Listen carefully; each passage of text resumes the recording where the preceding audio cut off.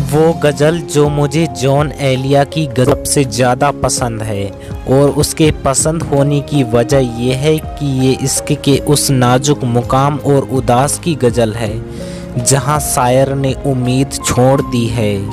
कि जॉन की ज़िंदगी में ये दौर आया और उन्होंने ये कितनी खूबसूरत और दर्दनाक गज़ल कही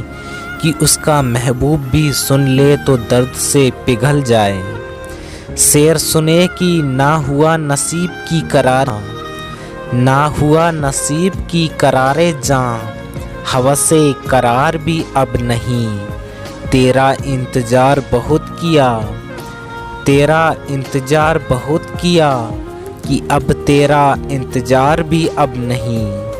वो जो अपनी जान निसार से गुजर गए उन्हें क्या खबर है कि शहर में किसी जान निसार का जिक्र